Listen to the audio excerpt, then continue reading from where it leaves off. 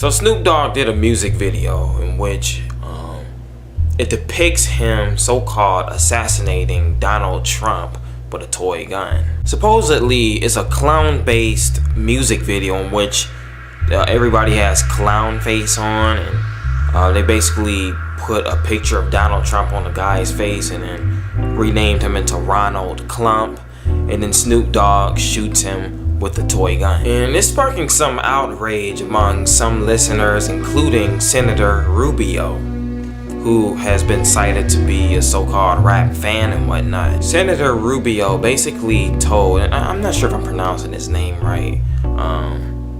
If I'm not, then my bad. But basically, Senator Rubio tells Snoop Dogg that he should be careful with his assassination themes towards a U.S. president. Why? Because of the fact that U.S. presidents have been assassinated before in the past. Now, I understand the frustration that many people have with Donald Trump and all the stuff he's doing, you know, the Keystone Pipeline project and deporting all the Latinos out, you know, all his racist, bigot ideologies and everything that he promotes and everything that he's about specifically. But I really wish that black people and rappers and everybody would quit with these whole assassination themes against Donald Trump and all of that kind of stuff. Reason why I wish our people would chill out with that stuff is because white people always take those comments and those concepts and ideas that we come up with, even if we're just talking smack, and they use it to generalize all of us as violent, racist black people who hate Donald Trump because he's a white president. I think in all honesty, it's really ignorant to do. You shouldn't make empty threats that the white man and the judicial system could use against you. Now, I see what you did in the video. You basically renamed him into Ronald Clump. You changed his name and everything, so you're like, technically I didn't say anything about Donald Trump. You know, that's the kind of stuff white people do with us. You know, they change names and they try to get by on technicalities when it comes to their dealings with us in society. You know, technically, we don't owe you reparations for slavery, or technically you did assault a police officer when you touched his arm because you're not supposed to do that. Or technically you were resisting arrest when you put your hand up in the air like that because the police officer was knocking your teeth in and whatnot.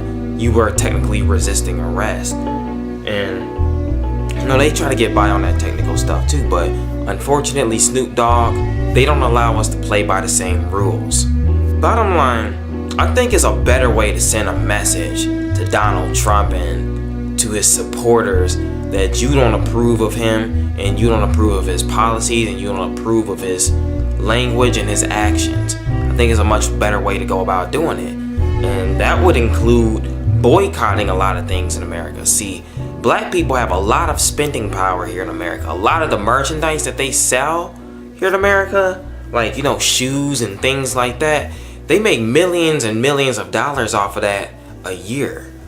And if we were to boycott a lot of the stuff that America sells us as a people, I'm telling you, it would send a very clear message to the powers that be. You know, all of these empty threats of so-called violence towards white people, you know, hands up, don't shoot, or no justice, no peace, or throwing little bricks and sticks at police officers, or depicting shooting Donald Trump in the form of Ronald Clump with a bang bang gun, a bang bang toy gun or whatever, in a music video. That isn't really achieving anything towards black empowerment or us getting justice in this country. It's not gonna do anything for us. Really, the only thing we can do, in all honesty, is turn to the Most High, Yah, first of all, so that he can hear our cries and he'll answer our prayers and whatnot. But second of all, the next best thing we can do really is to boycott. That's really all we can do. Though if we take away the money flow from this country and we start putting it towards our own businesses and towards our own things, I kid you not, man, this country will have the same effect that what Martin Luther King did when he boycotted the bus stations and all that stuff did. See, when Martin Luther King and all the black people in Montgomery were boycotting the bus stations and whatnot, here's what happened. Lots of black people would take the bus. They stopped taking the bus, so the bus fare wasn't going to the bus stations. And so they started to lose a whole lot of money, and then they had to fire some of their bus drivers, and they had to get rid of some of the buses. And so some white people couldn't get to work wherever they were going because there wasn't enough money keeping the bus stations open. And so some of those white people that couldn't get to work were working in governmental positions. And so the whole economic seesaw of Montgomery became completely lopsided and thrown out of balance because of the fact that we weren't giving our money to that city. No, some people couldn't show up to work and other jobs weren't getting done, and then they had to fire their people. It was like a trickle-down domino effect. And if we were to implement that strategy once more as a nation of black people, I kid you not, that it would have the same effect on this country. Bottom line, flashing guns, saying hands up, don't shoot, no justice, no peace, throwing bricks at police officers and Black Lives Matter and all of that kind of stuff, it isn't getting us anywhere. It's not doing anything for us. You know, rioting and tearing up buildings and stuff whenever one of our own people get shot and killed, all that's doing is just giving the white man the go-ahead to just lock us all up in FEMA camps. If we were to honestly approach these situations a lot more different and approach them with